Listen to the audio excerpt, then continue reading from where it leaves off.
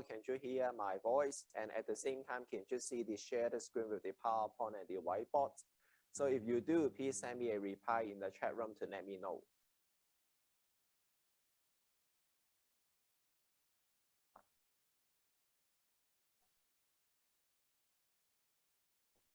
Okay, so thanks for the reply. Then I assume everything is working.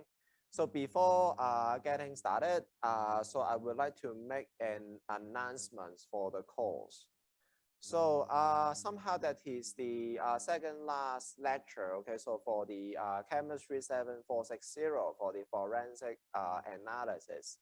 So I can foresee that for the 2 lecture, okay, 4 hours. So I can finish up to the forensic blood grouping and the DNA profiling. So therefore, for the last lecture material on the trace evidence, so you can see, okay, so that is for reference only, okay. So what it means is it will not be appear in the final exam, okay. The final exam will only cover the content from the overview of forensic science, boosted drug identification, forensic toxicology, and the forensic blood grouping and the DNA profiling. Okay, so for the last one, the trace evidence, so that will be for reference only. But it doesn't mean that you will not, okay, learn about the trace evidence, okay, because we have been putting up the term paper, okay, because in this course, okay, 50% of the overall assessment, that is the term paper, and then for the other 50%, that will be the final exam. So for the term paper, I have already uploaded guideline in our Moodle course room already. So you can see, choose, okay, one of the following topics to write an individual term paper. So I expect you to write a term paper in the individual basis. So you can select, okay, one of the topics right here. Actually, they are all, okay, of the trace evidence. So it could be the hair and fiber analysis, glass analysis, paint analysis, arson and explosion investigation, firearm and gunshot residue analysis, fingerprints comparison, or the document examination. Actually, those kinds of topics, okay, are included in the last lecture material for the trace evidence. So actually, you can take it as a reference, and then you can be able to write up a term paper.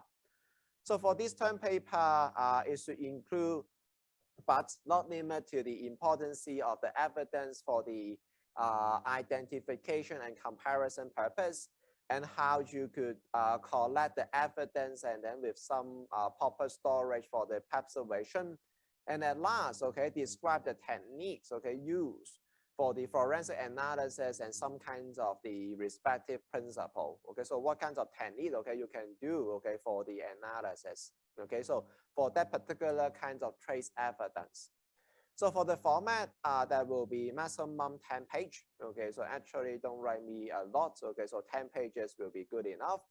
And then font size 12, line spacing 1.5, and then you could include some photos or diagram. So the deadline, that will be the 23rd of April. Okay, somehow you have around, not for a month, okay, but you still have sufficient time, okay, to write up the term paper for the submission. So for the submission, I have already created a Turnitin link, okay, in our Moodle course room, so that you can submit, okay, so through the course room, okay, so through the submission link, okay, so for the Turnitin. So is it clear? Okay, so for the term paper, okay, so that is one of the main assessment in the course. So anything that you want me to further elaborate? Okay, so is it clear? Okay, so for what you will do, okay, so with the term paper. So good enough?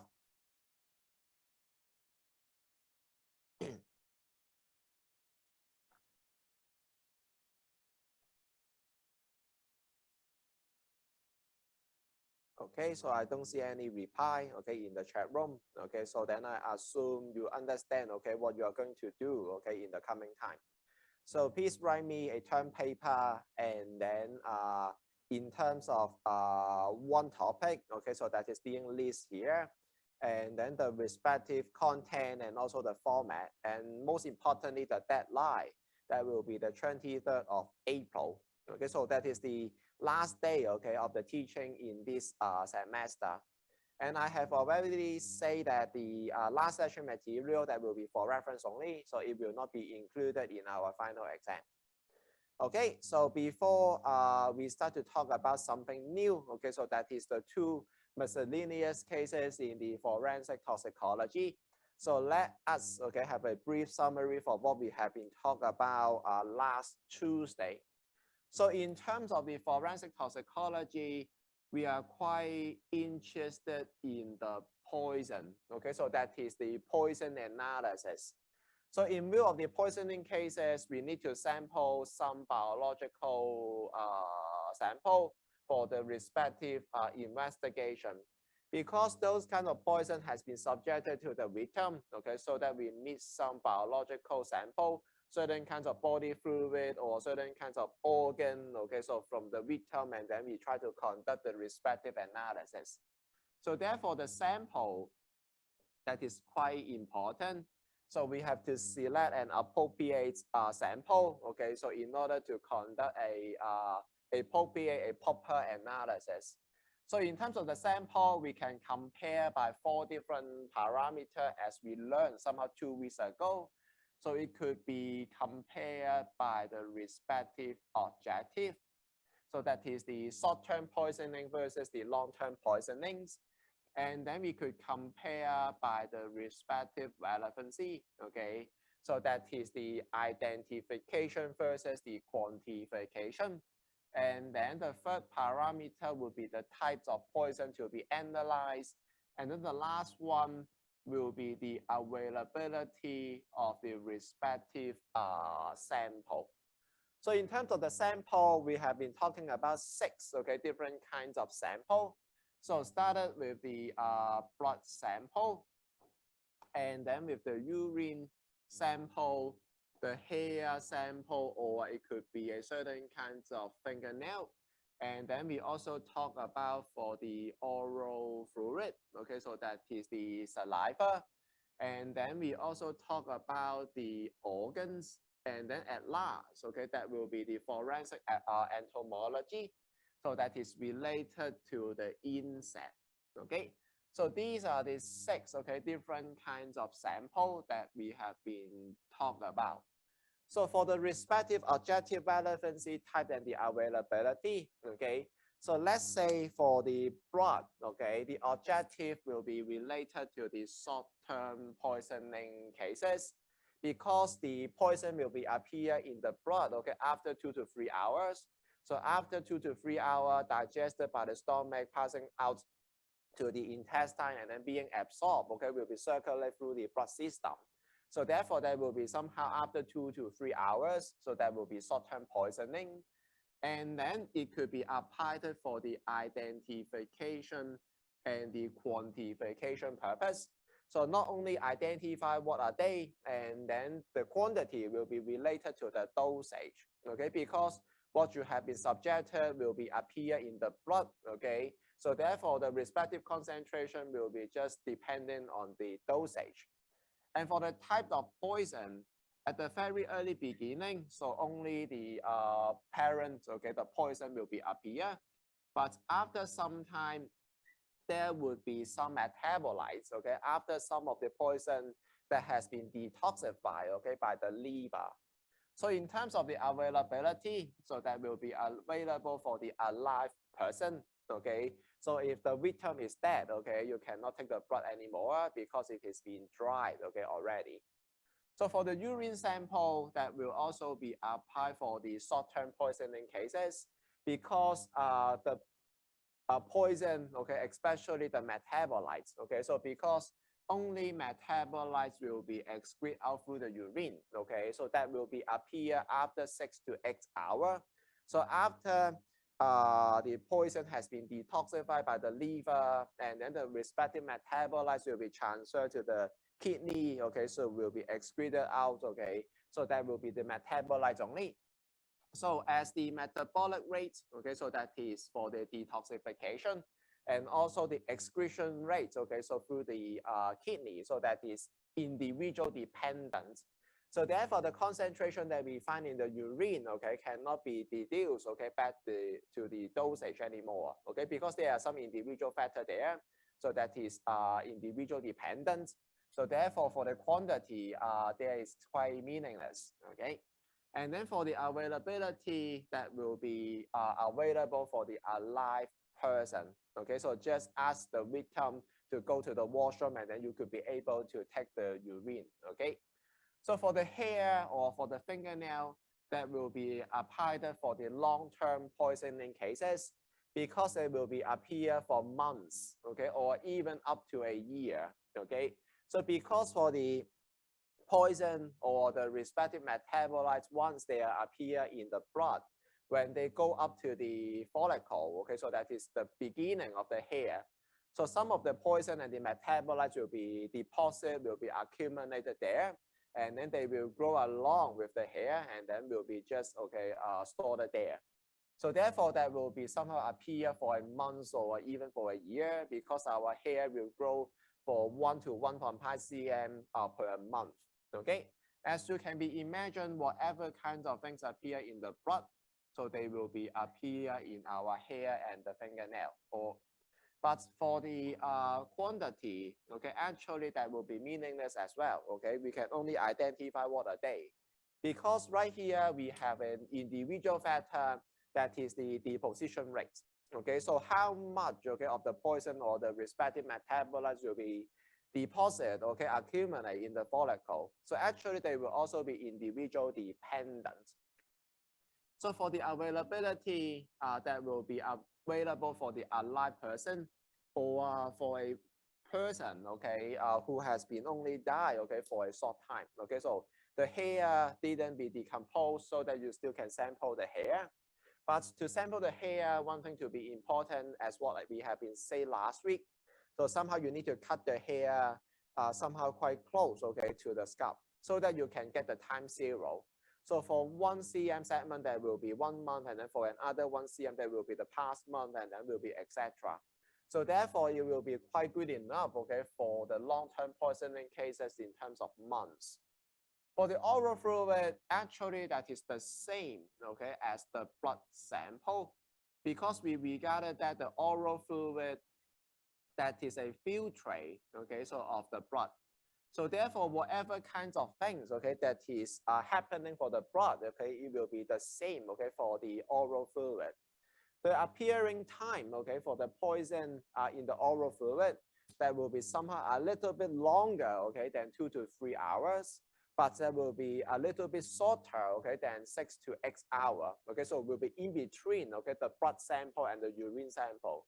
Because you could be imagine that if now we have the blood containing the poison and the respective metabolites, so once they pass through the salivary gland, and then they will become your saliva. Okay, so it takes some time. Okay, so for the filtration. So for the organ and for the insect, there is one quite important feature, that is the availability will be for a dead person. Because what you can be seen, okay, let's say for the blood, urine, hair, and the oral fluid, most importantly, they are available for the alive person. If right now the victim, okay, is died already, then what kind of sample can we take? Okay, most importantly, they will be the organ or the insect, okay, that is somehow appear, okay, in the dead body. So in terms of the objective, we cannot say anything, okay, because we don't know whether it is a short time poisoning cases or whether it has been accumulated for a long time already. For the relevancy, that will be the identification only, because what could be accumulated in a particular kinds of organ, actually that will be the deposition rates and the accumulation rates. At the same time, it will also taken into the account of the excretion rates also. So therefore, for the quantity being found, okay, in the organ or even from the insect, okay, you cannot tell you the respective dosage, okay, so therefore identification only. And whatever kinds of things, okay, you can find in the body, so poison and the metabolites, so they will both, okay, be appear in the organ and the insect. So for the organ, we have been particularly talking about some important organ, for example, like the stomach. So for the stomach, that is the beginning point where the things, okay, being orally subjected, okay, will be getting to, okay. So if we can find some undigested meal or undigested pill, okay, so there, then actually will be a good enough information. Or even that after the digestion, there will be some characteristic cell, okay, as a residue to be left behind, so that we can estimate what kinds of stuff, okay, have been fed to the victim. Okay, so therefore stomach, okay, is somehow an important organ. And then the other kinds of important organ we have been mentioned about, that is the spleen. Okay, so that is the blood reservoir. Okay, so it will store up our blood. Okay, so therefore if the blood contain some poison or metabolites, maybe some of them will be stored in the spleen. Okay, so that you can recover them. So another important organ will be our liver. Okay, so that is where we are dealing with the detoxification. So obviously the poison will be going up there. Okay, so for the detoxification, so that you can find some poison there. And in terms of the kidney, so that is where we can find the urine. Okay, somehow from a dead person. And for some volatile poison, you can be sampling with the lung or sampling the brain. Okay, so those are the important organ that we are interested in. Okay, so for the poison analysis. So that is the sample that we need, okay, for the poison analysis. So after we are obtaining with the sample, then we can go ahead for the analysis.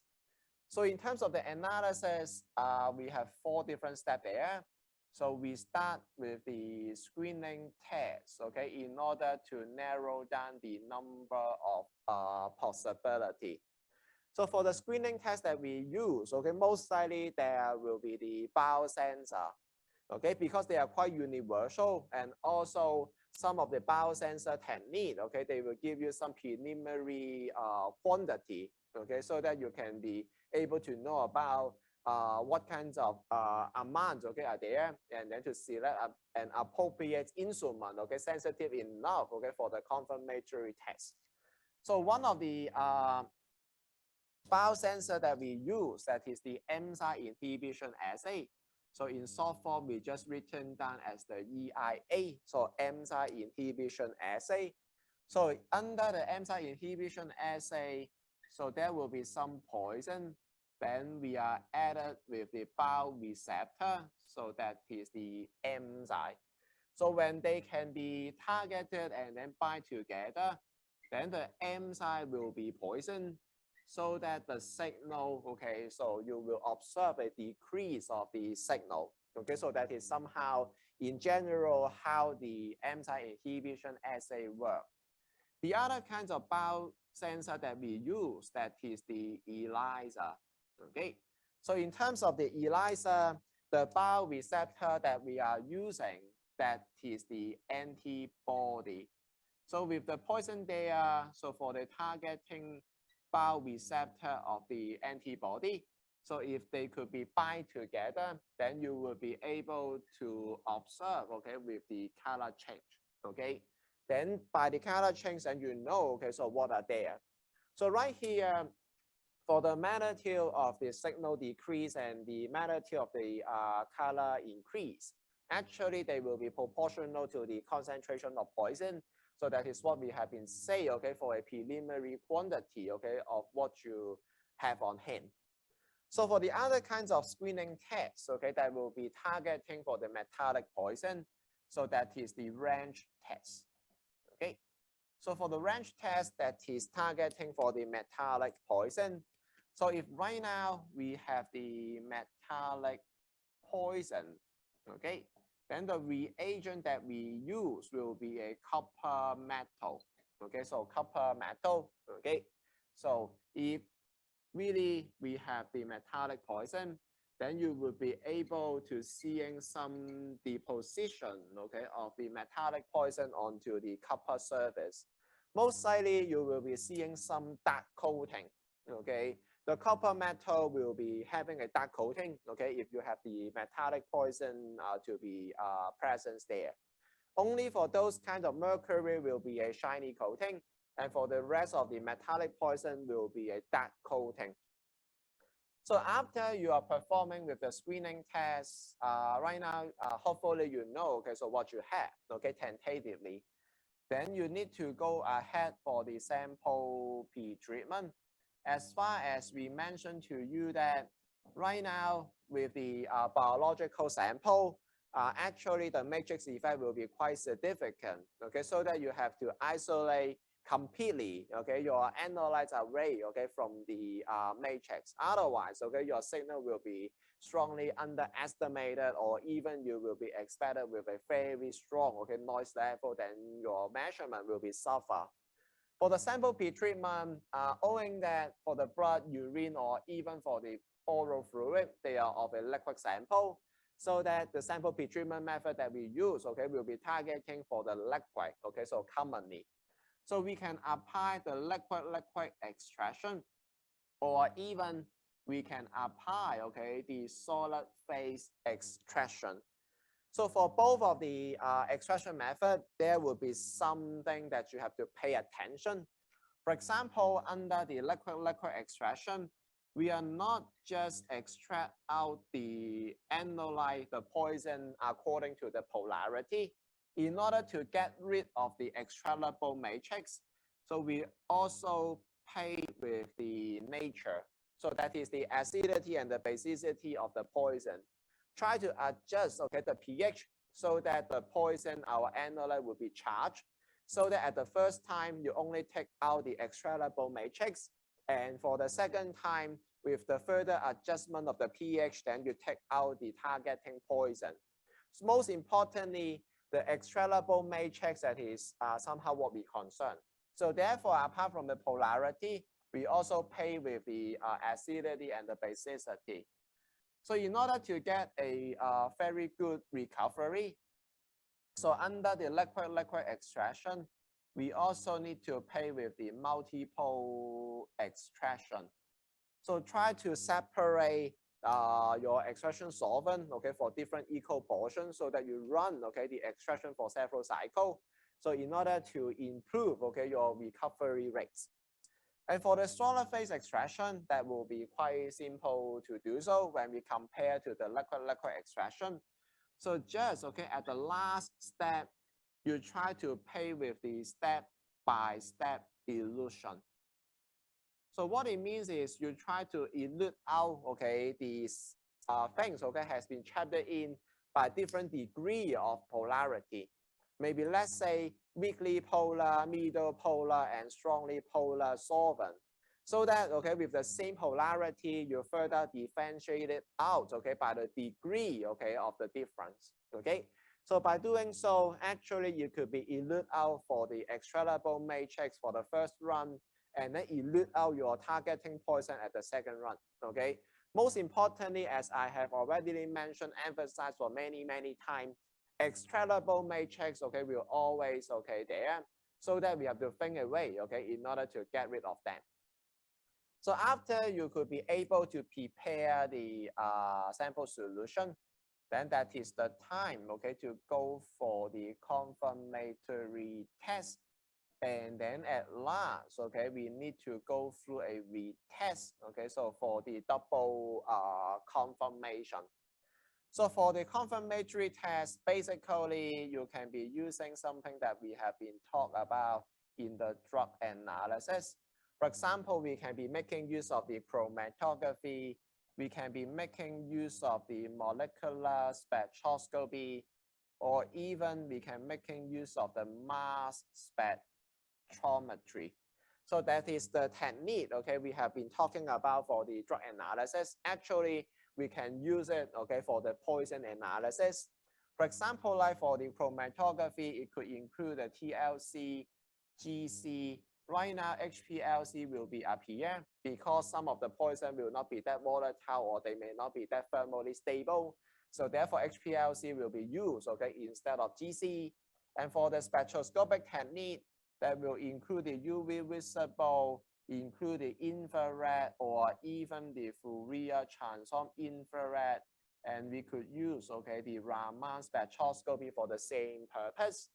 For the mass spec, that will be the single mass spec. or in a comprehensive study, okay, with a mixture, then you could apply the tandem mass spec, or even you could be using the hyphenated technique. So let's say the GCMS or the LCMS.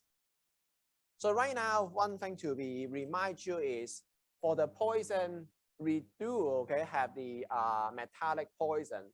So that's why, okay, the atomic spectrometry, okay, will be coming out, okay, in the poison analysis.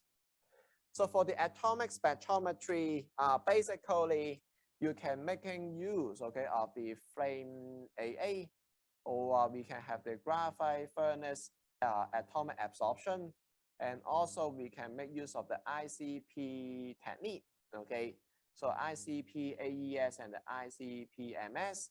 And for the last time, we also mentioned to you, okay, with the X-ray fluorescence. So in terms of the technique, just giving you the parameter that we need, okay, for the identification and for the quantification. So for the flame AA or the graphite furnace, okay, we are making use of the wavelength being absorbed, okay, by the metal. And then for the atomic emission, basically that will be the wavelength of emission. ICP-MS, that will be the mass to charge ratio. And for the X-ray fluorescence, so that will be the fluorescence wavelength. And in terms of the quantification, so that will be quantified by absorbance, like the atomic absorption. And then for the atomic emission will be the emission intensity. For the ICP-MS, that will be the number of ions that you have. And for the fluorescence, that will be the fluorescence intensity. And for the first, okay, 4 techniques, they are destructive in nature. And for the last one, that will be non-destructive, okay? So whether that is destructive or non-destructive, it is very important, because for the first confirmatory test, we try to retain our sample, and then we could be able to have sufficient sample for the retest. So for the atomic spectrometry, there is one thing, okay, quite important. So that is related to the ICP mass, okay, because it is the only kinds of technique, okay, we can measure for the isotope, okay. If you still remember, for the metallic poison, we have certain kinds of it that is regarded as the radioactive poison, okay, plutonium-210, or even we have the nickel-63. So they are radioactive, okay? So that you need to measure for the respective isotope, okay? So only ICP-MS, okay, will be capable to do so. The other important things, okay, under the atomic spectrometry, so would be the speciation. So we have to know, okay, what kinds of species, okay, that is regarded, okay, for that, let's say, the heavy metal. For example, like the arsenic, we have the arsenic-3 and arsenic-5. For mercury, we have the metallic mercury, organic mercury. Chromium, we have chromium-3 and chromium-6. Actually, we have to differentiate out the species because the respective toxicity, they are different. So in order to be performed with the speciation, we could be using the IC coupled to, let's say, ICP-MS, or we can make use of the LC coupled to the ICP-MS. So what it means is we need to be coupled with the separation technique, okay, towards the atomic spectrometry, so that we could be able to elute out different species at different times to be measured with the respective metal content, okay.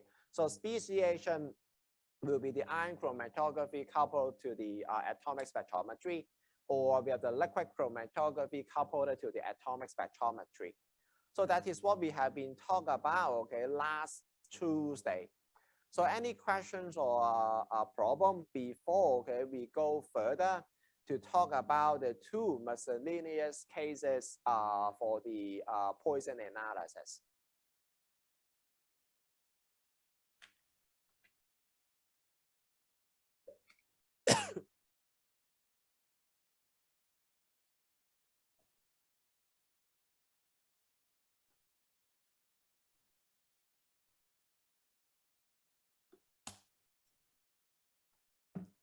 Okay, so thanks for your reply. Okay, then I assume no question at this moment. Then we start to talk about the two miscellaneous cases under the forensic toxicology. So for the first one, okay, that is the carbon monoxide poisoning. So actually, that is a quite common kind of poisoning cases happening around the world. So basically, if someone want to commit suicide, so that is one way to do so. Just okay, buying a bag of charcoal and then go back home. You try to close okay all your window and door tight shielded, and then you just try to burn up the charcoal so that with a closed environment, then you're going to have certain kinds of incomplete combustion. So that carbon monoxide will be generated, then you breathe in carbon monoxide, then you will be die. Okay, so that is one way to commit suicide. Okay, the other kinds of carbon monoxide cases would be the accident. Okay, for example, like in the cold winter, let's say in the Northern Europe or in the North America, people like to burn up the wood, okay, in the fireplace, okay, in order to keep warm. So if they are not having sufficient air circulation, air ventilation, then basically they are producing carbon monoxide, okay, within their house, okay, so that the whole family will be breathing in the carbon monoxide and then die, okay, accidentally. So these are the two common kinds of carbon monoxide cases. So to commit suicide or that is an accident. But we never exclude out that some people will make use of carbon monoxide to kill someone. Okay, so there was some cases somehow in Hong Kong or over the world. Okay, so you can be having a bag, okay, or a balloon of carbon monoxide and then try to release it. Okay, so somehow to kill someone. Okay, but all in all, okay, right now carbon monoxide, how we can detect it? As far as we know, okay, carbon monoxide, after you breathe in, then they will be attached, okay, so to the blood, okay, to the hemoglobin tightly, okay. So what it means is when you breathe in carbon monoxide, they will be attached, okay, with the hemoglobin that will be in the blood. So therefore, if you try to analyze the carbon monoxide, basically you need to get up, okay, with the blood sample because that is where the carbon monoxide will be appear. So with the blood sample, then how we could be able to conduct the analysis? Actually, we have two different ways to do so. So on the screen, okay, on the left-hand side, that is done, okay, by the UV visible spectrophotometry. And then for the screen, okay, at the right-hand side, okay, that is done by the GCMS. So let's, okay, start to talk about how we can conduct the carbon monoxide analysis using blood sample, okay, by the UV visible spectrophotometry. So right now, what you can be see is for different types of hemoglobin, okay, no matter that is oxygen binded or somehow the original hemoglobin or the carbon monoxide by the hemoglobin, basically they will absorb, okay, the visible light differently, okay. So actually they will have different kinds of red color. So for the red line, okay, that is the absorption behavior for the oxygen by the hemoglobin.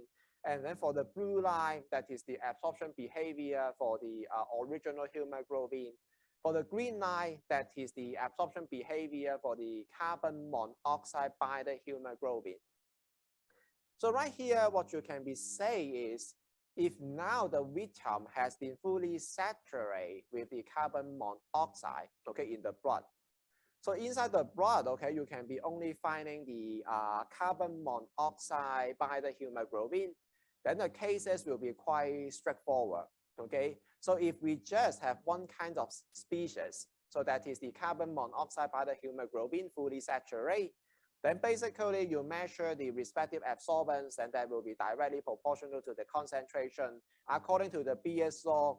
Then you could be able to know, okay, how much, okay, carbon monoxide are there. But that will be under an extreme cases that in the blood sample, okay, that is fully saturated, you only find one kind of species that is the carbon monoxide by the hemoglobin. In the normal cases, in the blood sample, you should be finding three, okay, types of hemoglobin there. You should, okay, have the oxygen-binded hemoglobin, original hemoglobin, together with the carbon monoxide hemoglobin, okay? It is not under a fully saturated condition, okay? Because not need to be fully saturated, actually you will be killed already. So therefore, in the blood, okay, there will be always present with the 3 different kinds of species. If right now you try to measure the absorbance, okay, at the single wavelength, actually that will be a sum, okay, of the hemoglobin with the oxygen binded, and then plus the hemoglobin itself, and then plus the hemoglobin binded to the carbon monoxide. So that is a sum, okay, of the absorbance. Because what you learn, okay, for the absorbance measurement, that will be additive. Okay, the absorption from the hemoglobin with oxygen added to the original hemoglobin, added with the carbon monoxide by the hemoglobin, then that will be together with an absorbance. So right now, under these kinds of equation, so for the hemoglobin with oxygen binded, so you will have the respective absorptivity times the path length times the respective concentration. And for the original hemoglobin, it will also having the unique absorptivity times the path length times the respective concentration. And also for the carbon monoxide by the hemoglobin, so you will also have the unique absorptivity times the path length times the respective concentration. So right here under this equation, for the absorbance, so that is what you measure, that is a known value. And for the absorptivity, basically you can get it from the reference book, okay, or you could determine by the respective single calibration curve. And for the path length, okay, the B term, that is determined by the curette that you are using. So that could be 1 centimeter. So basically under the equation, only the 3, okay, different kinds of concentration that is in an unknown. So with 1 equation, 3 unknown, that is no way, okay, for you to deduce, okay, so what kinds of concentration for the 3 different kinds of species. So if you remember a little bit from your undergraduate study or even from my course, okay, on the analytical spectroscopy, so we have been mentioned to you for the multiple analysis. Okay, so for the multiple analysis under the UV visible spectrophotometry, so that is the multiple analysis. So what it means is, if right now we have 3 unknown, okay, concentration, then we need, okay, to have 3, okay, absorbance equation, okay. So if right now we have 3 equation, okay, then it could be help us to solve, okay, with the 3 unknown concentration by the simultaneous equation. Then the question is how we can be provided with 3 different equations. So basically, we try to measure the absorbance of the blood sample using 3 different wavelengths, okay? So under 3 different wavelengths, then actually we could be provided with 3 different absorbance equation, that is the BSO. Then basically solve it simultaneously, then we could be able to know about the CZ pi and C pi pi, okay? So for this 3 wavelength, most likely that will be the absorption maximum, okay, of the respective species. So let's say we would like to try to measure for around 580, okay, so 580 nanometer. So that is the absorption maximum for the hemoglobin with the oxygen binded. And then for the hemoglobin itself, okay, we try to measure at the 557 nanometer. And then for the last one, that is the hemoglobin with the carbon monoxide binded, then we try to measure at the 539 nanometer. So with the 3 different wavelengths, okay, then we are creating 3, okay, absorption equation. Then we have 3 absorbance, and then altogether we have all the known number. So 3 absorbance and then 3 different concentrations. So we could be able to solve it simultaneously. So at the end, okay, we will be able to know, okay, so how much, okay, carbon monoxide would be there. Because most importantly, the concentration of the hemoglobin binded to the carbon monoxide, that is our ultimate goal. Okay, so that is somehow how we deduce, okay, for the carbon monoxide concentration to see whether that is sufficiently high, okay, to be killed, okay, someone. So that is one way to do so. So somehow using the UV visible spectrophotometry, no need to do any kinds of sample pre-treatment, okay? So besides of a appropriate dilution, okay? So just measure at 3 different wavelengths and then you solve the equation simultaneously, then everything will be done. So the other kinds of technique, okay, then you can be seen on the screen that is be done by the GC. So as you can be remember is carbon monoxide that is binded to the hemoglobin tightly, but it doesn't mean to be that will be bind, okay, forever. So how we do it is we try to make use of a head space extraction, okay, to be coupled with the GCMS, okay, so for the analysis. So with the head space extraction, that is the extraction technique, okay, to extract out the gas, okay, analyte, or that is the volatile analyte. So what we do is we try to make use of a container, okay, and then we try to add in our blood sample, okay, inside the container. And then what you could be imagine is inside the blood there should be some carbon monoxide there. So after that, we try to close, okay, the container, okay, with the making to a closed virtual environment. So at the end, okay, we try to warm up our sample so that the carbon monoxide will be volatile enough, okay, to be migrate, okay, to the head space, okay, of the container. So all the carbon monoxide will be escape out, okay, from the hemoglobin. So as a gas, okay, at the end. So after that, you try to make use of a syringe, okay, to take up the head space gas and then inject it into the GCMS for the carbon monoxide analysis. So therefore, for the whole thing is, after you could be conducted with the calibration curve, then you could be able to know about the quantity. So the major hurdle is how to pre-treat your sample with the head space extraction. So when you try to compare the 2 different ways, okay, so by using UV visible, so no need to deal with any kinds of sample pre-treatment. So the most tedious part that is solving the equation simultaneously. And for the GCMS, the most tedious part that will be the sample pre-treatment, but for the quantification, for the measurement, that will be straightforward. So therefore, we didn't say, okay, which one that is better than the other. Okay, so just depending on what kinds of instrument that you are having or what kinds of approach, okay, you prefer. Okay, you prefer, okay, without sample pre-treatment, or you prefer, okay, with the simple quantification, that is your own choice. So after finished to talk about the carbon monoxide poisoning cases, then the other kinds of miscellaneous cases that is related to the alcohol, okay? Because drunk driving, okay, so 醉酒駕駛, so that is a common kinds of cases that is happening not only in Hong Kong, also be around the world, okay? So how, okay, we can be saying that this guy, okay, has been drinking sufficient alcohol to be regarded as a drunk driving, okay? So it is very dangerous condition. So most likely, if you have the driving license, then you know, okay, so if you are being caught, okay, then the police will ask you to 吹波仔, so that is the breathalyzer.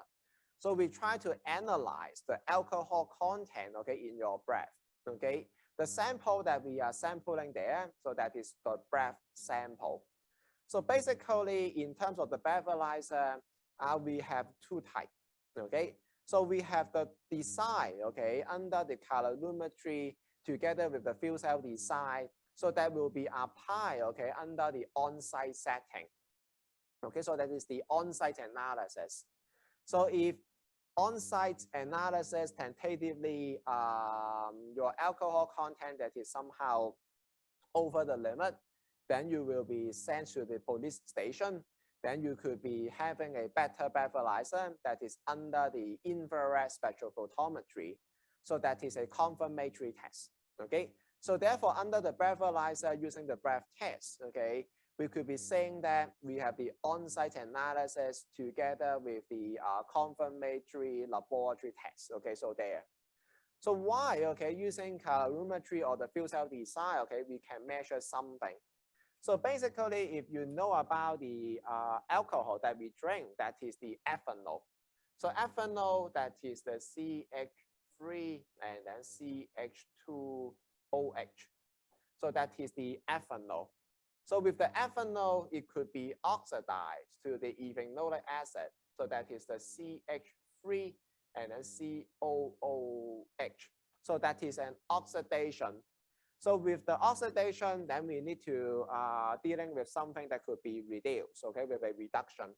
So what we use is that is the potassium dichromate, okay, so Cl2O7 2-. So if we can be participate with the redox reaction, the dichromate will be reduced to the chromium-free iron. So actually, if you know about the respective color, so for the dichromate, originally that is orange, okay, in color. And for the chromium-free iron, that is green in color. So that by these kinds of breathalyzer using calorimetry, we are facing a color change, okay? So for the redox reaction. So under the other setting, that is the fuel cell design. So as far as you know, okay, for the redox reaction, there should be some electron transfer, okay, so during the redox reaction. So we are just measuring the respective current, okay, so paying through the redox reaction. Then basically that will be of a fuel cell design, okay, to measure the current there. So why, okay, the calorimetry or the fuel cell design, okay, we say that is the on-site setting, and then that is not that confirmative, because we are not measuring ethanol directly. Okay, so see what I mean? We are not measuring ethanol itself. Okay, we are measuring ethanol by using the respective chemical property that is the redox. Okay, so therefore, if there is something in your breath, okay, that could also be participate in the redox reaction, then that would be a false positive result. So therefore, for the breathalyzer that we use on site, okay, that is the one that used by the police, okay, when he or she catch you, okay, on the highway. So that could be only used, okay, for a tentative purpose. Okay, if tentatively there are sufficient redox reaction, okay, that could be suspected with the ethanol, then you will be catch, okay, to the police station, okay, to be measured by the other kinds of breathalyzer done by the infrared. By using the infrared spectrophotometry, that particular kind of design, okay, that is quite important with the sample container. So that will be used, okay, with a gas container, okay, with a sufficiently long, okay, so path length, okay. So with a sufficiently long path length, okay, for the sample container, okay, because right now we are measuring the breath, that is the gas sample. So with the gas sample, the apparent concentration will be low, okay. So in order to get with a sufficient absorbance, okay, then you need to increase, okay, with the B term. Okay, apparently the C term that is small, okay, so that you increase the B term so that the absorbance will be good enough, okay, to be measured. We try to measure the absorption wavelength, okay, in the mid-infrared region of the ethanol. So basically, we could measure the OH functional group, or even we measure the CO bonding, okay, then that will be somehow will be quite enough, okay, as a fingerprint region, you know, okay, that is unique, okay, for the alcohol, okay, for the ethanol. So therefore, that will be quite confirmative, okay, when you get back to the police station, okay, using the infrared design, okay. So hope I make it clear, okay. So breathalyzer, we have two main types. So we have the one that we use on site, okay, and we have the one, okay, used in the lab. So right now, if not, okay, used in the police station. So somehow if right now you are using it in the hospital, or right now you are working in the chemical testing laboratory, if you really want to test about the alcohol content from the suspect, okay, we are not trying to making use of the breath sample, because as the breath, okay, it is a gas. It is quite difficult for the storage, okay. So therefore, if we really want to do something in the testing lab or even in the hospital setting, we will make use of the blood sample, okay, so for the respective test. For the blood sample, basically, you just try to dilute the blood, okay, or you try to extract out the ethanol out from the blood sample. Then you try to inject it into the GC, okay, so GC, then with the mass spec, and that will be quite confirmative at last.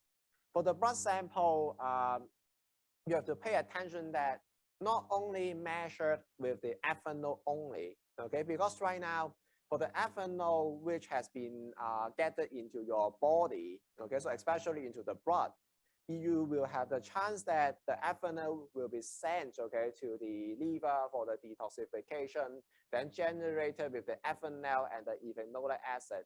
So therefore, for measured with the GCMS, okay, if you just try to measure the ethanol content, that will be underestimating.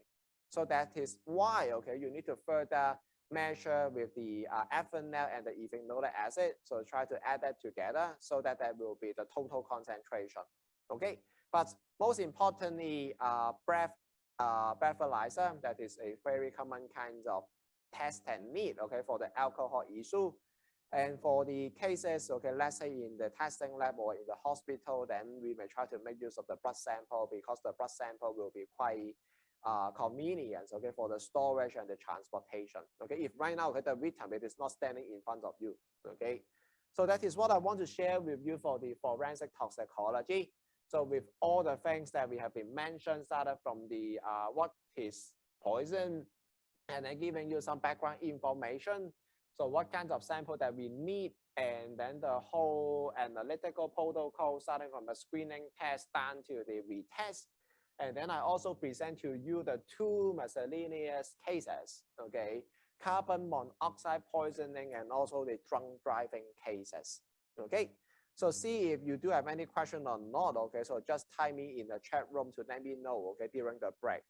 So before I start to talk about the new lecture material on the forensic blood grouping and DNA profiling, okay, so let us, okay, so take a break. So if you do have any questions or problem related to what I have been talking about, so just type in the chat room to let me know. And then just be pay attention for those late comer, okay? So actually I have been put up the term paper, okay, the details already in the Moodle course room, okay? The deadline will be the 23rd of April. Okay, that is really important. Okay, so 50% towards the overall assessment of the course. Okay, and then I have already put it down that the last lecture material on the trace evidence will be for reference only. Okay, that will not be appear in the final exam. Okay, so I will stop talking and then let us have a 10 minutes break first.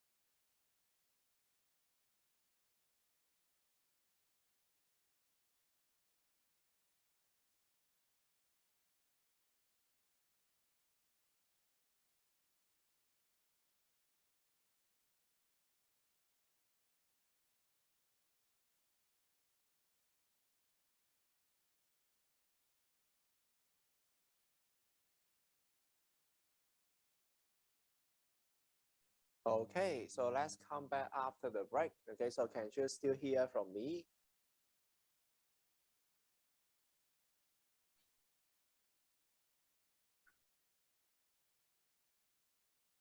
Okay, so thanks for the reply. Okay, so during the break, okay, I received one question. Okay, so for let's say for an instant, okay, so whether the brief test, okay, will have a lower concentration of ethanol than the blood test, okay, for the same person. Actually, that will be depending on the time, okay, that you measure the suspect, okay? Because at the very early beginning, so when you drink the alcohol, okay, the alcohol at that moment, most of them, they are still in the stomach, okay? So that ethanol that is quite volatile, that they could be somehow become some vapor, so will be getting out through your breath, okay? So at that moment, not all the alcohol that is absorbed to your body, so that at that moment, only you can seeing the ethanol in the breath, okay, instead of the blood. But after the time has been passing by, okay, the alcohol will be absorbed and then will be just circulate, okay, so through the blood system, okay. So therefore, at that moment, the ethanol concentration will be increased, okay, that's significantly, or most of the ethanol that is absorbed in the blood. And then with the time further goes on, okay, with the metabolism, so ethanol will become ethanol and become ethanolic acid, okay. So therefore, it really depends on the time, okay. So when you measure the ethanol content for the suspect using the breath or the blood, okay. At the very early beginning, so that will be the breath test. Later on, you can be imagined that there will be the blood test. And then for the later moment, most of the ethanol may become ethanolic acid, and you will be seeing the ethanolic acid peak, okay, in the GC only. So I hope, okay, you understand what I have been saying. Okay, so actually that is why I say, okay, depending on the time. Okay, so I hope I have been solving your question. Then we move, okay, to the new lecture material on the forensic blood grouping and DNA profiling. So for this topic, basically you can be saying that is the blood and DNA analysis, okay? So using the blood, okay, we could be achieving with the blood group and also with the DNA sequence. So basically the ultimate goal that we have, that is to identify someone, okay? So in another sense, that is to be dealing with the criminal identification. Okay, so that is the personal identification. So in order to identify who you are or who she is or who he is, okay. So basically with that particular kind of evidence, we try to be connected to someone, okay. And that particular kind of evidence, mainly that will be the blood sample. Because for the blood, okay, that will be a quite common kind of body fluid that will be left behind at the crime scene, okay. So imagine that we are having some murder cases or having some injury cases. So someone have been using a weapon to just hit on someone, okay. So blood, okay, will be spread away, and then blood will be just spread everywhere. So you'll be seeing blood, okay. So quite common for most of the crime cases. So with the blood, okay, so what are they, or what kinds of things, okay, can we be recovered, okay, from the blood sample? So in the blood, okay, the main ingredient will be the water-based, so that is the plasma. So that will include some water, so some soluble substance and some antibody there. And then for apart from the plasma, we have some solid part, okay, for the blood, that is the blood cell and the platelets. So it contains the red blood cell, and the platelets there. But most important to us, okay, so for the blood, the first thing that is related to the red blood cell. So with the red blood cell, so what we can be see, okay, on the surface, so that is the antigen.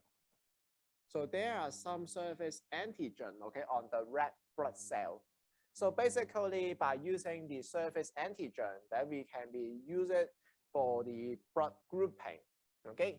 If you are seeing the antigen A, okay, on the red blood cell, then actually that is the blood type A. if right now you are seeing the antigen B, okay, so on the red blood cell, then that would be the blood type B. If right now you are seeing antigen A and B, okay, so on the red blood cell, then that is the blood type AB. If now you are seeing nothing, okay, so no antigen there, then that will be the blood type O, okay? So therefore, if now, okay, you are sampled with the blood sample, then if we could be analyzed with the red blood cell to check for the antigen, then basically we can be able to know about for the respective blood group, okay? So another part that we are interested in, that is the plasma. So in the plasma, we could be seeing some antibody there, okay? Those kind of antibody will be an opposite, okay, of the surface antigen of the red blood cell, okay? So just let me put down the blood type, okay? So antigen A will be blood type A, and then antigen B will be blood type B. Antigen A and B will be blood type AB, so without anything will be the blood type O. So for the antibody in the plasma, okay, so that will be another way for us, okay, to determine the blood group. For example, if we can find antibody A, okay, in the plasma, actually it will be saying to you that you are having the blood type B, okay? So if right now you are having the antibody B, okay, so in the plasma, then the blood group that you have, okay, will be of the blood type A. So that will be an opposite, okay, of the surface antigen that you have, okay? So if you are seeing antibody A and B, okay, so in the plasma, so basically it will be saying that you don't have any antigen, okay, so on the red blood cell, then that will be blood type O. And then if you are seeing no antibody, okay, so on in the plasma, so that will be saying that you have all kinds of antigen that will be blood type AB, okay, so for your blood group. So therefore, that is the two way, okay, so from the blood sample that you could be used, okay, to tell what kind of blood group, okay, so it is, okay. So either measuring the antigen on the red blood cell or measuring the antibody in the plasma. So the third kinds of things that we are interested that is related to the white blood cell. Okay, so for the white blood cell, basically that is a living cell that it contains the nucleus and also the mitochondria. So therefore, it could be recovered with the nucleus DNA, and at the same time, it could be recovered with the mitochondria DNA. Okay, so two different types of DNA could be recovered, and most important one would be the nucleus DNA, because that is a magical combination coming from your father and mother. So that by analyzing the nucleus DNA by the STR-DNA analysis, so the result will be unique. Okay, so unique. Okay, so to you. Okay, so that will be an individual characteristics. For the mitochondria DNA, that will be coming from your mother only. Okay. So that will be sharing the same kinds of mitochondria DNA among your brother and sister, or even that will be the same, okay, with the family of your mother. So therefore, that will be still, okay, limited to a small group of population. So therefore, there will be a little bit class characteristic, so that it will not be that ideal. So therefore, for the white blood cell, the most targeting DNA, okay, that we try to analyze, that is the nucleus DNA. So that will be a unique copy. So therefore, by analyzing the blood, okay, we could be seeing the blood group, okay, and also we could be seeing the DNA. So that is the two kinds of tools, okay, that we could be identify someone to achieving our ultimate goal of the criminal identification. So for this kind of study, we can put it with a very scientific name, okay, so that is the forensic serology. Okay, so that is the study of the body fluid such as blood, okay, for the identification purpose.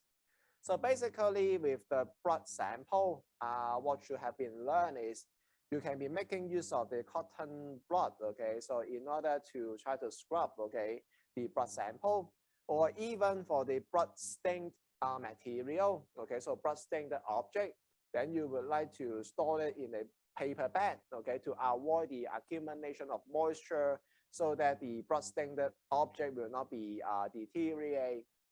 Well, right now, with the victim or the suspect, you are making use of a syringe, okay, to withdraw out the blood, okay, from a person. Then you store it in a renal jet tube, okay, so that is somehow the three different way, okay, that you try to collect, okay, the blood sample. So if the blood, okay, it is still a liquid, okay, so not yet caught, okay, then you will try to add in some preservative so that it will not become solidified, okay. So later on, you need to go through three, okay, different steps, okay, before you really identifying so who he is or who she is, okay. Because what you have been sampled, okay, in the crime scene, basically, in general, we will just describe it as some red color liquid, or it could be some red color stain. So for the first thing that we need to confirm is, for those kinds of red color liquid, red color stain, is it blood? Okay, we have to first confirm, okay, it is blood before we spend the whole effort in order to going through the blood group or even for the DNA. So that is the first question that we need. So is it blood? Okay. So is it blood? Mainly, we try to finding out some unique or differentiable characteristic of blood, okay, from the other kinds of fluid. So in a blood, basically, it will contain hemoglobin. For the other kinds of red color liquid or red color stain, okay, let's say the ketchup or even the carrot juice, actually, they don't have any hemoglobin. So therefore, to answer the first question, we try to detect, okay, whether it contains hemoglobin or not in order to say, okay, whether that color, red color liquid or the red color stain, okay, is blood or not. After we confirm, okay, that is blood, then we try to see for the respective origin. So is it from a human or not, okay? Because in the world, okay, it doesn't be that only human contain blood, okay? It could be another kinds of animal. So if the blood that is belongs to human, then that will be highly important, okay, really, really critical. But if the blood it is belonged by dog, belonged by cats, okay, maybe that will be less important, okay, to go forward, okay, for the blood group or the DNA, okay.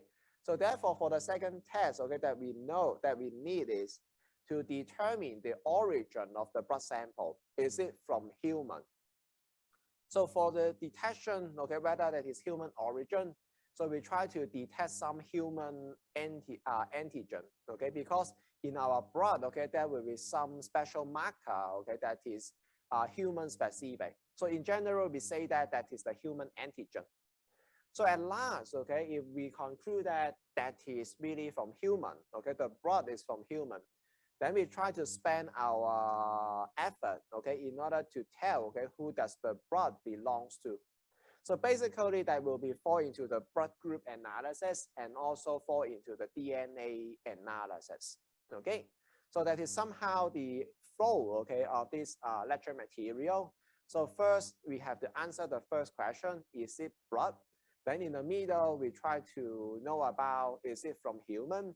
And then at last, okay, we will put a lot of emphasis, okay, on the blood grouping and the DNA sequencing. Okay, so let's, okay, start with our first question, okay. So our first question that is related to blood, okay, so or not, okay. So right now, imagine that you have the red color liquid, okay. So let's say you have the red color liquid or red color stain, okay, that you can see, okay, at the crime scene, okay. So the question is it blood? Okay, so we have to answer it.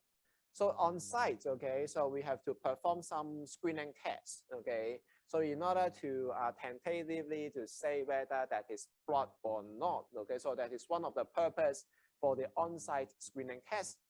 So the other purpose by applying the on-site screening test, that is to detect, okay, the presence of blood that may be overlooked.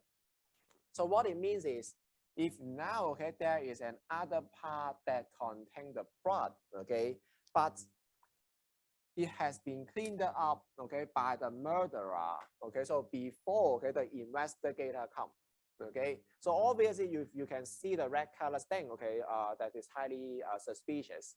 But if you don't see, okay, so you may overlook it. So therefore, for the second purpose of the on-site screening test is we try to be seeing some region, okay, maybe there is blood there, okay, maybe it has been only cleaned up, okay. So therefore, we try to get enough sufficient information from the crime scene. So maybe we try to spray, okay, some of the reagent, then there may be some color change, okay, so at last, okay. Then that region with that kinds of color change, then you know, okay, so previously it contained blood, okay, but has been cleaned up or whatever. Then you know, okay, you try to sample the region again, okay. So apart from the things that you really see, okay, then you try to make use of the on-site screening test to tell whether that is blood or not. Or for some region, you try to see whether does it really contain the blood, okay, which has been cleaned up by the murderer or not, okay. Then you try to discover, okay, those kinds of invisible blood stain, okay, by using the screening test. So as I have already mentioned to you, so right now we are detecting some differentiable characteristic that is blood, okay, instead of the other kinds of red color liquid, okay. So therefore, we try to detect the hemoglobin. But right now, we are happening on site only, and then we are dealing with the screening test right here. So in terms of the screening test and the things that we are doing on site, it has to be easy, simple, and also fast, okay? So therefore, it will be quite difficult for us to really measure, okay, the presence of the hemoglobin directly, okay? Because to measure hemoglobin, it has to be a quite comprehensive or quite tedious test, okay, happening in a laboratory. So therefore, in order to do it on site, okay, in a screening purpose, we try to measure the hemoglobin by the respective chemical property. So that chemical property that is to catalyze the oxidation of certain reagent that will result, okay, in color change, okay? Or in a simple form is, with the presence of hemoglobin, there will be some redox reaction, okay? So that is something that we have been mentioned a little bit, okay? Somehow we share the similar kinds of concept when we are talking about the ethanol analysis. For those kind of breathalyzer we use on site, okay, instead of checking the ethanol itself, we are checking for the respective redox reaction.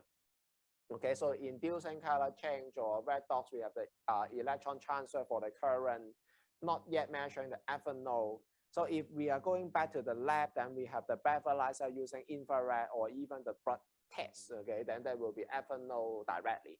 So right now we take the similar kinds of concept is, we are not measuring hemoglobin directly, okay? So instead, okay, we try to measure it indirectly by using the respective chemical property.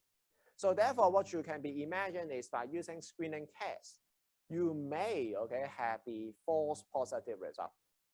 That's why, okay, after you go through the screening test on site, then while you are arriving the lab, you have to go through the confirmatory one, okay?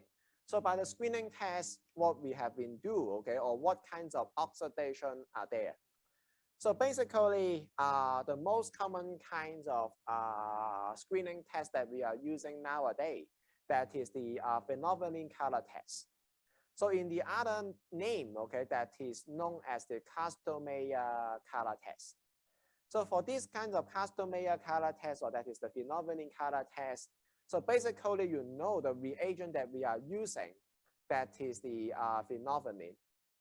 For the phenolphthalein, so if you know about chemistry, okay, I guess everyone knows chemistry. So that is pink in color in the alkyne condition. So at the normal form, that is pink in color. So how about we try to reduce it, okay, at the very early beginning as the reagent that we need, okay? We try to making use of a phenolphthalein in the reduced form. Actually, that is colorless, okay? So on the screen at the bottom right-hand corner, so that is the phenolphthalein in the reduced form.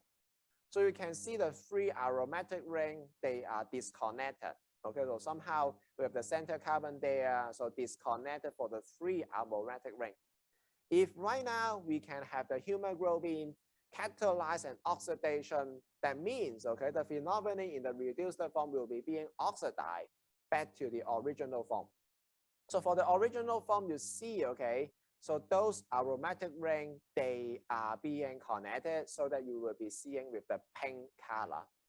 So therefore, what you can be imagine, okay, of the test, okay, for the phenolphthalein color test, if you can be seeing pink color is given, so that would be a positive result, okay? So pink color would be a positive result, okay, for the phenolphthalein color test with the presence of blood, okay? But by the hemoglobin itself, okay, it cannot be used to oxidize the phenolphthalein. Actually, what we try to do is we try to add in the hydrogen peroxide, okay? So therefore, we have the two bottles of reagent. The first bottle, that is the phenolphthalein in the reduced form, and then the second bottle, that is the hydrogen peroxide. So what we have is, with the presence of the hemoglobin, okay, so if it is being added, okay, with the hydrogen peroxide, so that is the way that to catalyze the oxidation, okay. So to catalyze the oxidation, that the hemoglobin will be making the hydrogen peroxide to be reactive oxygen species, okay. So with the reactive oxygen species presence, then we are added with the reagent, okay. So basically that is the phenolphthalein, okay. So using the phenolphthalein color test, so that will be oxidized to a colored compound, okay. So you will be seeing color at the end, okay. So just saying that if now we are using the Castlemaire 1, okay, the phenolphthalein, then the color that we have at the end, okay, will be pink, okay, in color. So that is what we do, okay, so for the test and the underlying principle, okay. So to catalyze the oxidation, okay, we are not saying that to oxidize it, okay, it will be a catalyze the oxidation. So with the hemoglobin, we try to catalyze the hydrogen peroxide to be reactive oxygen species. Then the reactive oxygen species will be reacted with our reagent. So to be say as the phenolphthalein in the reduced form. So after the oxidation, that will become the normal phenolphthalein, then that will be appear as the pink color.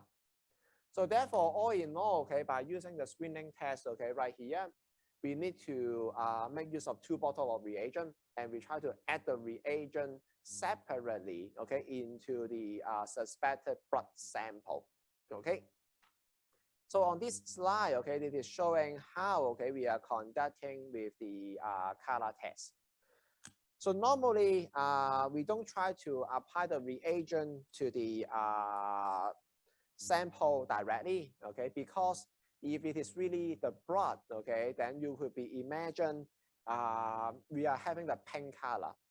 And that pink color will be a permanent color, okay, so it will be always be pink. Then this kind of pink color, the permanent color, will be affecting our subsequent analysis, especially when we are checking with the blood group or even the DNA, our result will be being affected. So therefore, we try to do it indirectly. So normally, we will make use of the cotton blood or making use of an absorption paper, okay? So you maybe imagine on my hand, okay, I have an absorption paper, okay, and an absorption paper. So we try to make use of the absorption paper, try to scribe, okay, so on the blood sample. So you will see, okay, the blood sample are being scribed, okay, so onto the absorption paper. Then what next is we try to add in the, let's say, add in the phenolphthalein reagent, okay. Then we try to add in the hydrogen peroxide reagent, okay. So add the two bottles of reagent separately. So if it is really broad, okay, then what happens next is the hydrogen peroxide will be catalyzed to become will become the reactive oxygen species. So with the reactive oxygen species, the reduced form of the phenolphthalein will be oxidized to the normal form of the phenolphthalein. Then you will be seeing the pink color. Okay, so at the end, okay, you will be seeing the pink color. Okay, so that is being given. Okay, if it is really the blood. Okay. So right now, I hope, okay, on this slide, okay, it's not only showing you that we try to do it indirectly, okay, and also why, okay, we need to do it indirectly. okay, mainly because, okay, these kinds of pink color, okay, that will be affecting our subsequent analysis, okay. But right here, you may, okay, have been realized one big problem. The whole test, okay, it is not really coming from colorless, okay, to pink color.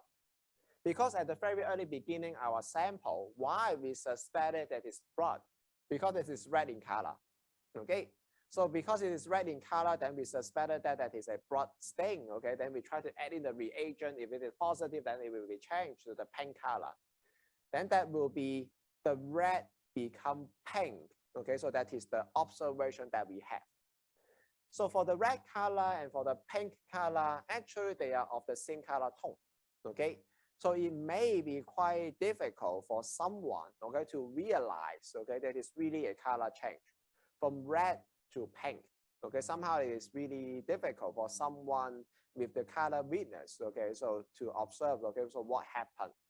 So therefore, using the Castlemeyer test, that is the phenolphthalein color test, by the change of the pink color may not be that ideal, okay? Then how, okay, we can improve, okay, with the test. So some people are making use of other kinds of reagent. So that is the leucomallatite green.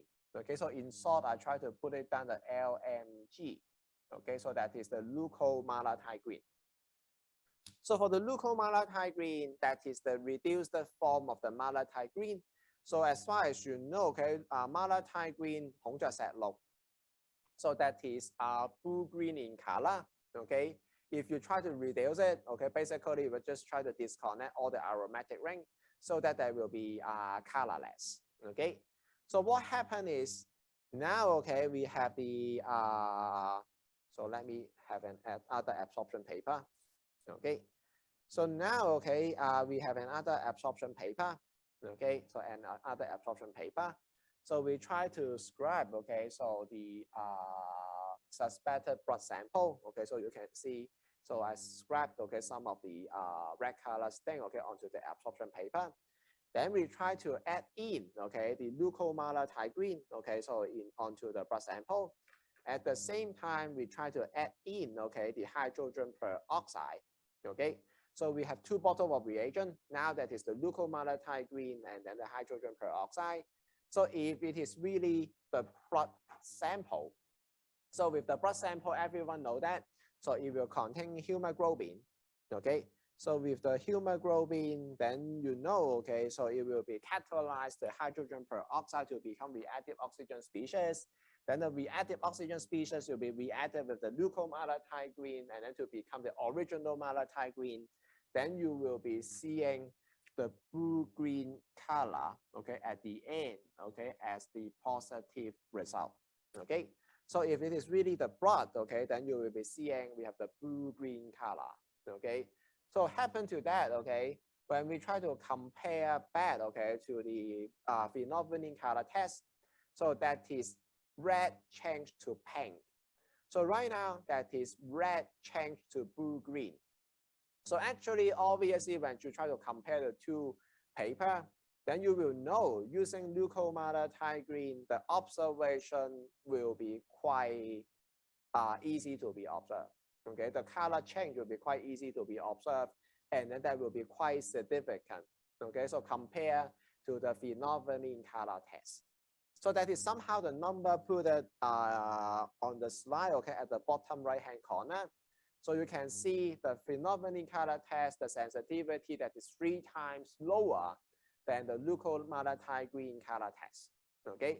So therefore, if you are having some people, okay, working with you, okay, that the eyesight, okay, with the color weakness, okay, then basically using leucomallatite green will be a better form, okay, of the screening test. But still, okay, we may have something better. Then I will talk about that 2 slides later. That is the lumino test. Okay, that will be somehow even better. Okay, so right here, I hope, okay, to illustrate the traditional common one. Okay, that is the phenolphthalein color test. Then that will be improved. Okay, so by the leucomallatite green. Okay, because the color change is quite obvious. But right now, you still, okay, are having certain kinds of limitation. So by using the phenolphthalein color test or even the leukomallothionein green color test, you are carried out with the 2 bottles of reagent. So 2 bottles of reagent, okay? So that will be quite difficult for you, okay, to handle because you have 2 bottles of reagent. In order to make the test, okay, to be simplified, okay, so people try to improve it with a single test paper, okay. So with a single test paper, then no need, okay, so to bring out 2 bottles of reagent, okay. So for this kind of test paper, that with a trademark, okay, with the patent that is the Humistic paper. So basically, at the tip of the Humistic paper, this is being cold, okay, so with 2 reagents there. The first reagent that is the diisopropylbenzene dihydroperoxide, okay, so that is the first reagent that is being cold at the tip of the Humistic paper. So basically, what you can be imagined that is a kind of peroxide. Okay, so we have the OOH, okay, so functional group there. The other kinds of reagent, so that is the 3,3-pi-5,5-pi-tetramethylbenzidine.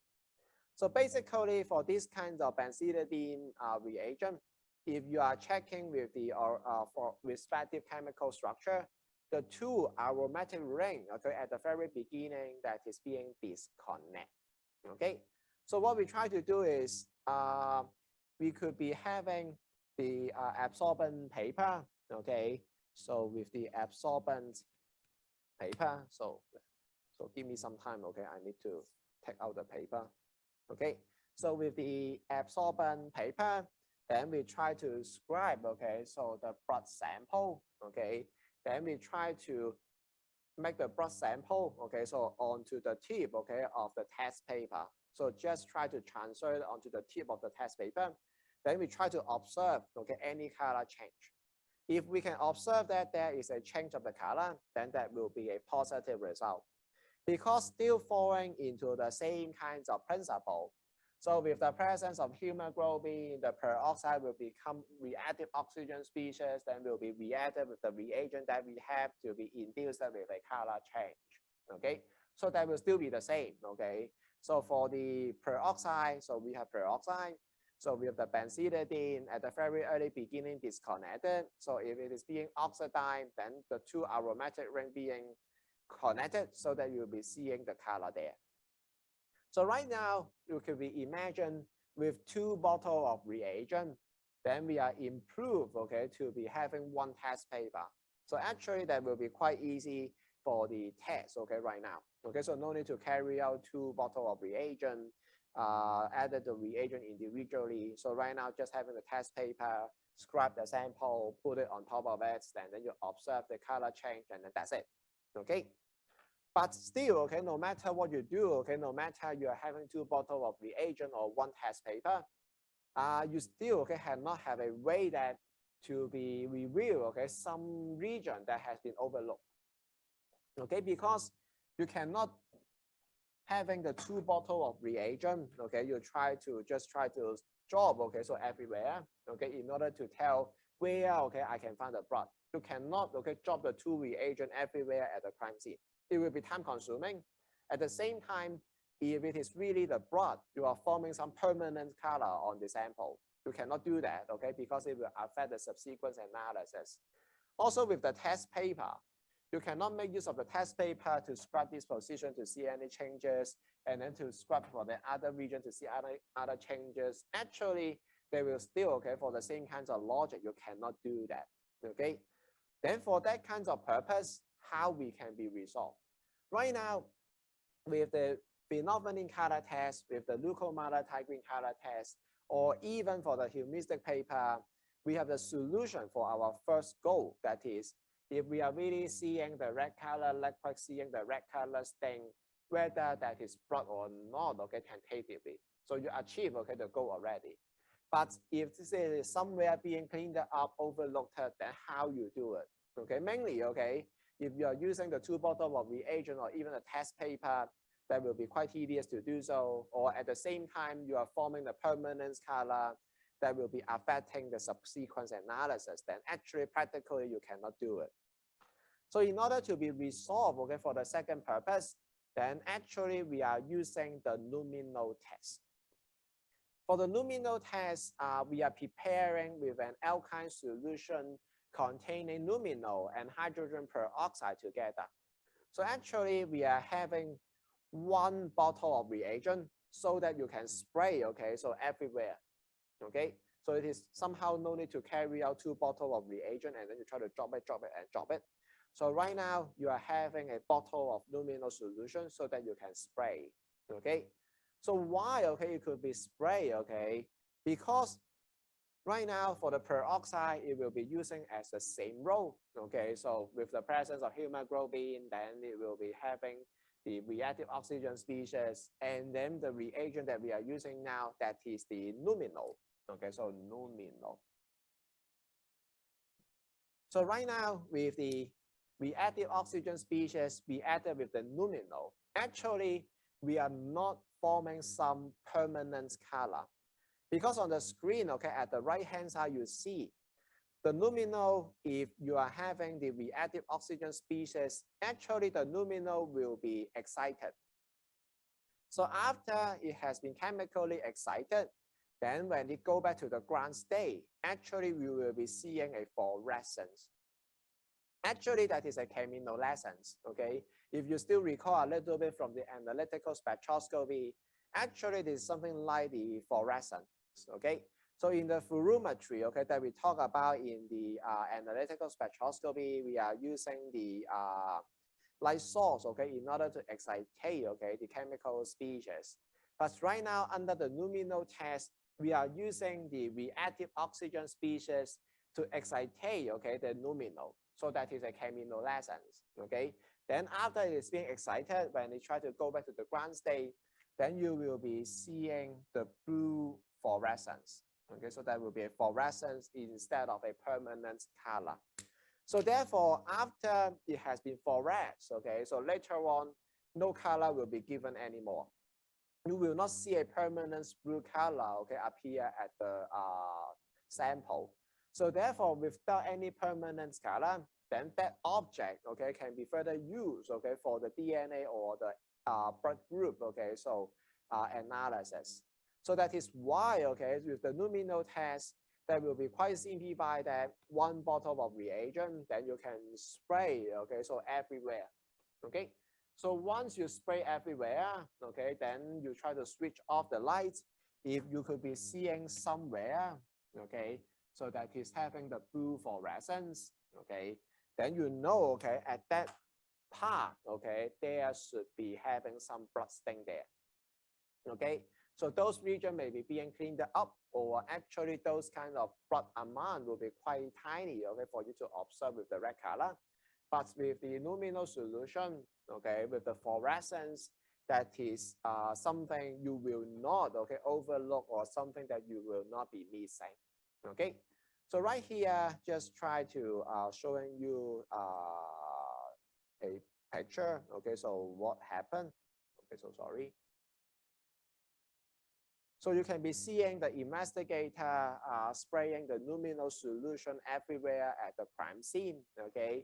So after he or she switch off the lights, then you will be seeing the fluorescence there. So you will be seeing that on the sofa, it contains blood, and then on the floor, it also contains blood, okay? So therefore, that is the way that we are doing at the crime scene. So actually, you may be saying that by applying the luminol test, there will not be any kinds of limitation. But actually, you cannot spray, okay, for a large amount, okay? You cannot spray, okay, for the first time, okay? So you spray it, and then you are now seeing fluorescence, okay? So you're happy that, so you know, okay, we have the blood here. But as you know, okay, the fluorescence will be just go away, okay, after the excitation. Then you try to be happy, I spray it again, okay? Then the blue fluorescence further come out, okay? Then after it has been going off, and then you try to spray again, and then you see the fluorescence again. Actually, that will be quite meaningless to do so. But the other thing is, if you keep on spraying the luminol solution towards the sample, actually you are keep diluting the sample. If you are having a great dilution factor, then the amount of blood, okay, the concentration of blood, okay, at the sample will be keep on decreasing, and decreasing. Maybe later on that will be lower than your detection limit, okay, so for the blood grouping or even for the DNA analysis, then it will be a problem. So therefore, just okay, spray once only. Okay, once you can be seeing those part that has been overlooked, then that will be good enough. Okay. The other things, okay, by using the luminol test, you have to switch off the lights, okay, in order to be seeing those kind of blue fluorescence. Okay. In terms of the crime scene investigation, so you need to take some photo for the recording. It may not be a good way to do so because if you are taking some photo under a dark environment, actually you are having some quite noisy photo. So therefore, people try to improve, okay, in a way that they try to add some magical ingredient. Actually, that is something unknown, okay, because under the Blue Star reagent, it just say to you that it based, okay, on the luminol test, okay, but we don't know what kinds of stuff has been further added in, okay. But really that you can be seeing the blue fluorescence under the normal lighting, meaning that the fluorescence is much more intense, okay? So therefore, you can be taking the photo to record the crime scene without really switching off the lights. So therefore, the photo that you take for the crime scene recording will be somehow better in terms of the quality, okay? But for the Blue Star, actually that is the same kinds of luminol tests that we have been described, okay? Just we are having certain kinds of improvements so that we can be taking the photo under the normal setting, okay? So that is all kinds of tests, okay, that we are used for the screening purpose, okay? Basically, still try to remind you in a sense that we are not measuring hemoglobin directly.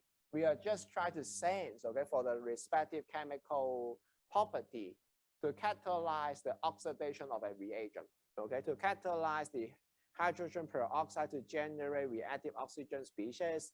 Then whether we are having the phenolphthalein or the leukomallotigrin or the luminol, then that will be being react, okay, so that you will be seeing pink, blue, green, or even the blue fluorescence respectively, okay.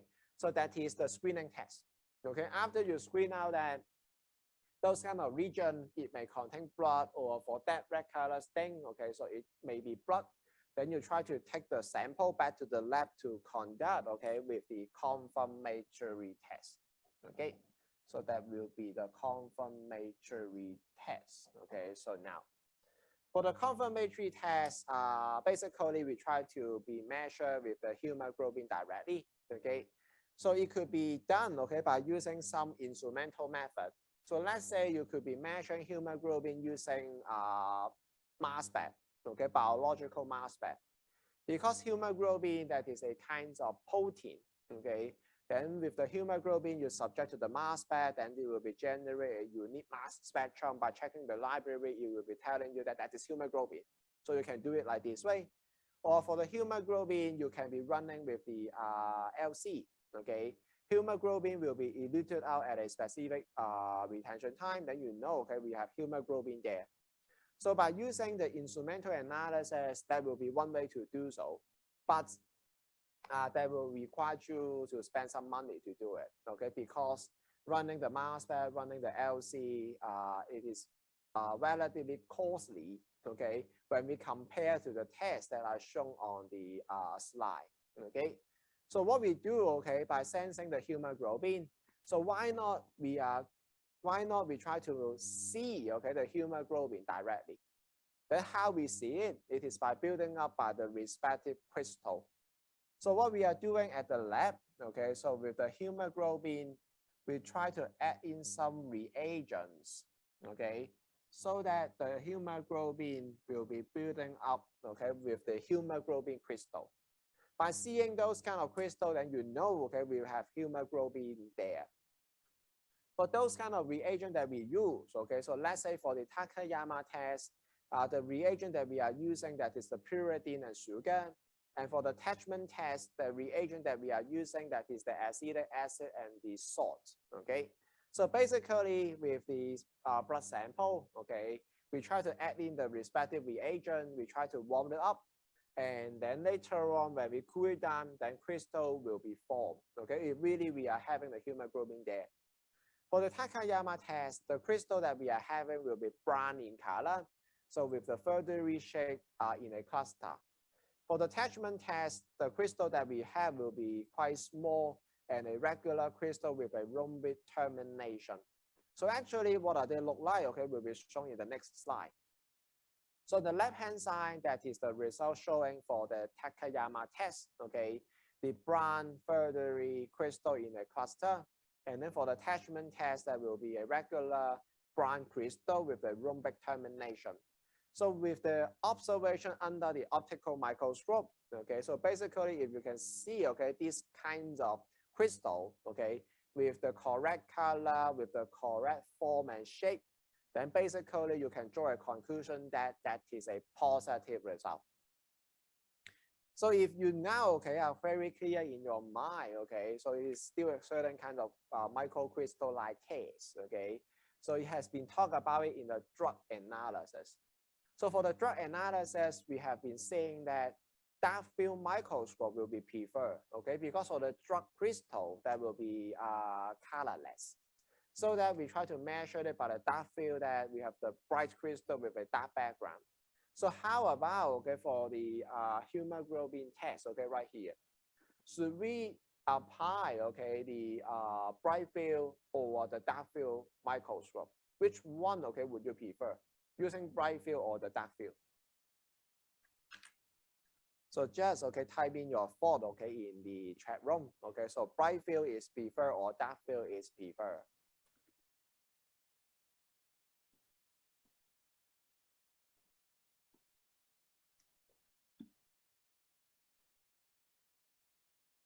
Okay, so I guess student typing in the chat room are having the correct answer. So right now, bright field that is preferred. Okay, so bright field microscope. Okay, so will be preferred, okay, to be applied right here. Mainly because, okay, right now the crystal that we have, okay, from the hemoglobin, that is brown in color. So we have some color, okay, instead of colorless. So therefore, with the bright field microscope, then we will have a dark crystal, okay, with a bright background, so that we are having a very good contrast, okay, for the respective wet solution. Imagine if we are using the dark field, then you are having the dark crystal and the dark background. Actually, you can be seeing nothing, okay? So therefore, with the crystal for the hemoglobin, we try to observe it under the bright field optical microscope with the match for the color and also the shape, okay, and the form, okay? Basically, you know, we have hemoglobin there. So with the presence of the hemoglobin, then basically we can draw, okay, with a confirmative conclusion that, okay, so that kinds of red color liquid or that kinds of red color stain, that is blood. Okay, so we have been answering the first question already. So for the next question, that would be the origin. Okay, so for the second question, we try to analyze that. Okay, so whether that is coming from human or not. Okay, so if it is not from human, okay, then what kinds of origin it is? So that is can be done, okay, by two kinds of tests. Okay, so one that could be done by the precipitin test, and then the other one could be done by the DNA profiling. So for the DNA profiling, for the human, we should have some human specific DNA sequence. So it will be a very good way and a unique way to do so. But we still cannot yet come up with the last question. Okay, so that no need to spend that kind of effort to profiling the DNA. Because as far as you know, okay, if you try to make use of the DNA analysis, that will be manpower required, very tedious. So that right now we are still having a second question, okay, human or not. So that if we are not having a quite simple test, okay, to do it, then no need to go through with the DNA. So therefore, basically, we try to make use of the precipitin test, okay, in order to test for the origin. So as I mentioned to you already, so for the blood of human, so there should be some human antigen, okay, so that is quite specific to human. Then we try to add in the reagent. Okay, so I will show you the reagent next. Okay, so if they are matched to each other, then we are going to see, okay, the precipitation. Okay, because by the name of the test, okay, you know, okay, precipitation test. So that is related to the precipitation as the positive result. So by doing the precipitation test, we are sensing for the human antigen. And we have 3 different ways to do so. So I will also show you the advantages and the disadvantages of these 3 methods. Okay. And I guess, okay, time is running out. Okay. So just try to finish with this slide before letting you go.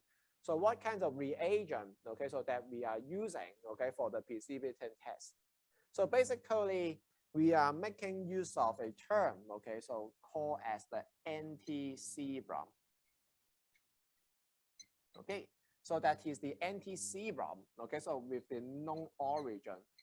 So let's say, okay, it could be a human anti-serum. Or if now you are checking for another kind of origin, then you may be having an anti-serum of a dog, or an anti-serum of a cat, or even an anti-serum of a hamster. Okay, so actually, we could be provided with different kinds of reagent that is an anti-serum, okay, of a known origin. Once, okay, your unknown sample that is matched, okay, to the known origin of the anti-serum, then you see the precipitation, then you know about the origin at that moment. Then how we can be generated with these kinds of anti-serum? So basically, we try to take out the blood, okay, from a human. Then we try to inject, okay, the blood into another kinds of animal. For example, like the rabbit. Then you can be imagine the rabbit, okay, will be seeing the human blood, okay, as certain kind of foreigner. The rabbit will try to protect itself, okay, so that its immune system will generate some antibody to fight, okay, against the human blood. Okay, especially it will be fight, okay, against, okay, the human antigen. So that the rabbit will be full of the antibody, okay, so to fight against human blood, okay. So therefore, the blood, okay, of that rabbit, we say that that is the anti-serum of a human. So therefore, if we take out the blood from that rabbit, if we try to mix, okay, with the human blood, then they match, okay, then we will see the precipitation at the end. Then the next question is, if now we try to produce, okay, another kind of anti-serum, maybe you are not having a dog, okay, maybe you just withdraw the blood of a dog and then inject to the rabbit. Then that rabbit, okay, the blood will be of an anti-serum of a dog. Okay, if you try to make a cat, okay, then you take the blood of the cat and then inject to the rabbit. Then that rabbit, okay, the blood will be an anti-serum of a cat. So therefore, we just try to inject the blood into another kinds of animal in order to make use of the respective blood, okay, as an anti-serum to fight against, okay, the blood of a particular kind of animal. Okay, so let's say for human. So next time, okay, I will start to talk about the 3 different kinds of methods, how we run, okay, the precipitation test. And also I will show you how we can answer the last question, okay, so by the blood grouping using the agglutination test, and also the DNA profiling, okay, especially using the nucleus DNA by the stRDNA analysis. So next Tuesday, okay, so that will be somehow a public holiday, okay. So we will be seeing each other, okay, so in the 12th of April, okay, so for the last lecture on the forensic analysis. So before you go, okay, please be reminded that we have the term paper, okay, so you can be check the guideline and the topic, okay, so in our Moodle course room, and then submit, okay, by the 23rd of April. Okay, so thanks for attending today's lecture. Okay, so if you do have any questions or problem, so just let me know. Okay, otherwise we will be seeing each other 2 weeks later.